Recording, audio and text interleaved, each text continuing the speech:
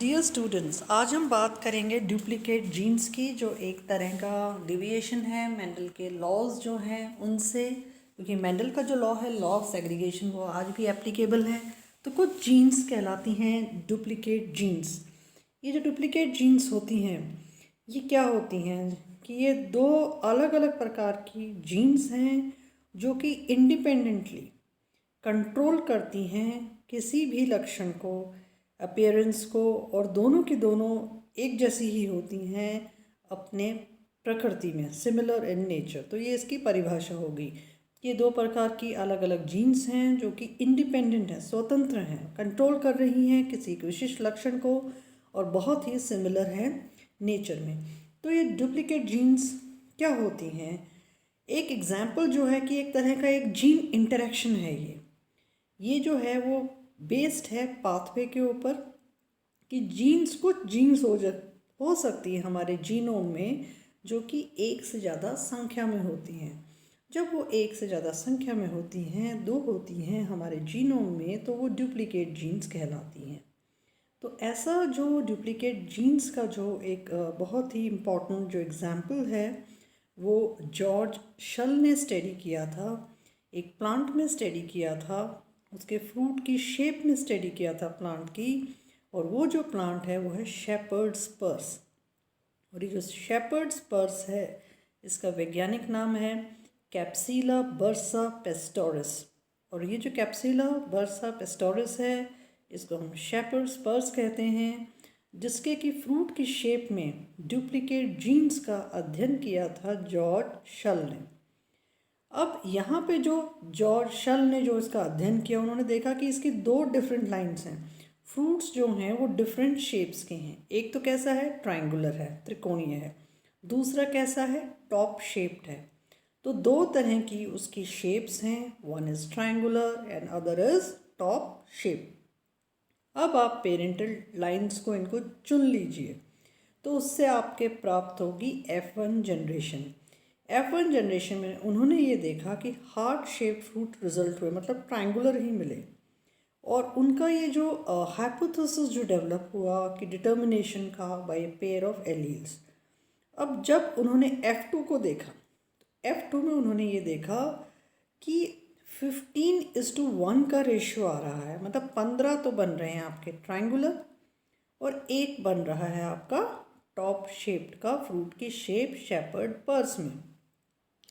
अब ये जो बन रहा है रेशियो, वो सजेस्ट कर रहा है कि एक मॉडिफिकेशन हो गया है, किसमें, 9:3:3:1, जो कि हमें F2 जनरेशन में प्राप्त होता है, उससे एक डिविएशन मिल गया है मेंडेलियन रेशियो का।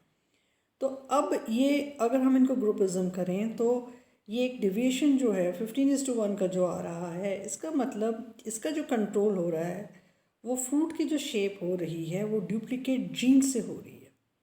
जो हार्ट शेप जो फ्रूट रिजल्ट हो रहा है, वो प्रेजेंस से हो रहा है एक डोमिनेंट एलील की वजह से। अब दो जीन्स जो अपीयर होती हैं which are very identical in function, तो these are duplicate genes. Duplicate genes का जो एक्सपेरिमेंट इन्होंने किया, उसको अगर हम और स्पष्ट रूप से अध्ययन करें, तो हम उसको देखेंगे कि कैसे कैप्सिला बर्सा पेस्टोरिस या शेपर्ड पर्स में फ्रूट शेप जो दो टाइप का है, one is your triangular and another one is your top shaped. Triangular जो है वो हार्ट शेप्ड है, टॉप शेप्ड वो नैरो कैप्सूल है फ्रूट की। तो यहाँ पे जो पेरेंटल टाइप है, प्रभावी और अप्रभावी जीन्स के द्वारा है, दोनों ही होमोजाइगस कंडीशन है। तो मान लीजिए आपका पेरेंटल टाइप यहाँ पे आपने लिखा है कैपिटल A कैपिटल B, तो ये कैसा है, प्रभावी है। दूसरी तरफ आपके पेरेंटल टाइप कैसा है, AABB, तो आपने स्मॉल लेटर्स में लिखा है। स्मॉल लेटर्स में लिखा है तो यह अप्रभावी लक्षण है। अप्रभावी लक्षण है तो फ्रूट की आकृति कैसी होगी, टॉप शेप्ड होगी। प्रभावी है तो कैसी होगी, ट्रायंगुलर होगी। अब यहाँ पे गैमीट्स का जो प्रोडक्शन होगा वो AB होगा, प्रभावी होगा, इसमें अप्रभावी AB होगा। F1 हाइब्रिड कैसा होगा, इसमें प्रभावी और अप्रभावी अगर मिक्स करेंगे तो आपके हेट्रोजाइगोट इंडिविजुअल हो जाएगा। हेट्रोजाइगोस इंडिविजुअल को ही, अब एक ऐसा है ट्रायंगुलर को डिपिक्ट करेगा, ऐसे को ही आप पेरेंटल टाइप से क्रॉस करिए तो आपके F2 जनरेशन आपको प्राप्त होगी। जब F2 जनरेशन प्राप्त होगी तो हम इस चेकर बोर्ड के माध्यम से हम सेग्रीगेशन करेंगे गैमीट्स का। तो सेग्रीगेशन जब होगा तो आपके प्रभावी A B हो जाएगा, प्रभावी A अप्रभावी B, अप्रभावी A प्रभावी B और दोनों ही अप्रभावी A B। ऐसा आपके क्रम हॉरिजॉन्टल है। ऐसा ही आप क्रम किस में रखोगे, वर्टिकल में रखोगे, क्योंकि मेल और फीमेल गैमीट्स का सेग्रीगेशन हो गया। Again you have what you are having is dominant AB, then you are having heterozygous condition, A dominant है, B recessive है, A recessive है, B प्रभावी है, A B दोनों ही अप्रभावी हैं। तो ये आपने F2 जनरेशन में सेग्रीगेशन किया। अब यहाँ पे पहले आप कॉलम में देखिए तो ऊपर से आप पे क्या है, प्रभावी ए बी, और रेड में क्या है, ए बी, तो दोनों ही यहाँ पे क्या हो गए, ए बी, तो आपके एक बन गए इंडिविजुअल। नेक्स्ट अगर हम नेक्स्ट कॉलम की बात करें तो यहाँ पे आपका क्या आ रहा है, ए दोनों ही प्रभावी हैं, बी एक प्रभावी है और दूसरे पे नहीं है। थर्ड में हम क्या देखते हैं, ए बी और again you have A B. तो इस तरह से अगर हम इसको करें तो हम क्या देखते हैं कि क्योंकि यहाँ पे ए बी जो प्रभावी जीन्स प्रेजेंट हैं वो यहाँ पे जो प्रेजेंट हैं, तो आपके जो आकृति होगी फ्रूट की शेप की वो कैसी होगी, ट्रायंगुलर होगी। अब ये सभी में कैसी प्राप्त होगी, आपके ट्रायंगुलर होगी। लेकिन जब हम देखते हैं कि किस में ट्रायंगुलर नहीं होगी, अगर वो दोनों ही आपकी प्रेजेंट हैं, सारी की सारी अगर अप्रभावी हैं, तभी आकृति कैसी होगी, आपकी टॉप शेप्ड होगी। तो आप सभी में देख सकते हो अगर आपके एक भी प्रभावी प्रेजेंट है तो वो आकृति ट्रायंगुलर ही बन रही है, because this is an example of gene interaction. तो आपके कितनी बनी प्रभावी अर्थात ट्रायंगुलर, 15, और एक बना आपके टॉप शेप्ड इंडिविजुअल। तो 15:1 का आ रहा है, आप इसमें देख रहे हो। तब आप काउंट करना शुरू करोगे तो 1 2 3 से जब हम काउंटिंग करें तो 15 you are getting is your triangular, 1 you are getting is recessive, 15:1। Why this is happening is, ये क्यों हो रहा है कि जीन का इंटरेक्शन हो गया। तो दो जीन्स इन्वॉल्व हैं सेम पाथवे में। सम जीन्स में be present more than once in a genome. So this is a very important or very interesting example of duplicate genes। 15:1 का रेशियो आ रहा है आपके F2 जनरेशन में। ऐसा ही एक उदाहरण हमें और देखने को मिलता है बीन फ्लावर कलर में। तो जो बीन फ्लावर जो कलर होता है उसमें हम पर्पल कलर के फ्लावर्स को अगर हम यूज़ करते हैं, हेटेरोजाइगस इंडिविजुअल को अगर हम यूज़ करते हैं एज पेरेंटल टाइप, तब हम क्या देखते हैं कि आपके जो रेशियो आना चाहिए था वो कैसा आना चाहिए था, 9:3:3:1, लेकिन आ क्या रहा है आपके 15:1। 15:1 क्यों हो रहा है, क्योंकि यहाँ पे आपके प्रीकर्सर प्रेजेंट है जो कि रिस्पॉन्सिबल है उस पिगमेंट के लिए जो कि कलर देगा फ्लावर को, एंथोसायनिन पिगमेंट के लिए प्रेजेंट है। तो 15 में क्योंकि वो पिगमेंटेशन हो रही है तो 15 जो फ्लावर होंगे बीन के वो पर्पल कलर के होंगे, और एक जो होगा जिसमें कोई पिगमेंटेशन नहीं बन पाया, एंथोसायनिन नहीं बन पाया प्रीकर्सर से, वो वाइट कलर का होगा।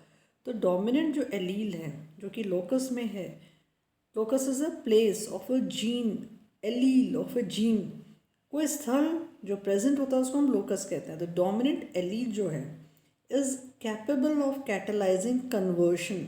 क्या करता है प्रभावी जीन, कैटेलाइज करता है, रूपांतरित करता है किसको, प्रीकर्सर को, ऑफ एंथोसायनिन। और क्योंकि उसने वो पिगमेंटेशन बना लिया एंथोसायनिन जिससे कि एक डोमिनेंट फिनोटाइप बन जाएगा।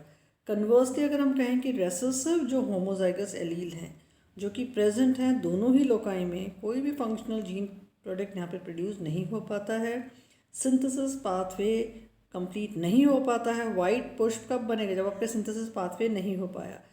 15 पर्पल फ्लावर्स कब बनेंगे, जब आपका वो पाथवे रन कर रहा है।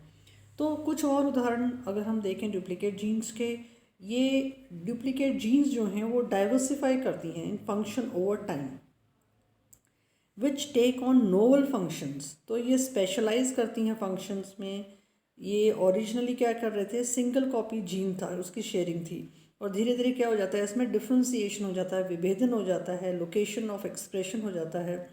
हग्स ने 94 में रिव्यू किए थे बहुत सारे ऐसे उदाहरण जो उनके एविडेंस बताते हैं कि जो पॉजिटिव सिलेक्शन प्रदर्शित करते हैं कि ये जो जीन डुप्लीकेशन होता है ये क्यों होता है, ये सिलेक्शन की वजह से हो रहा है।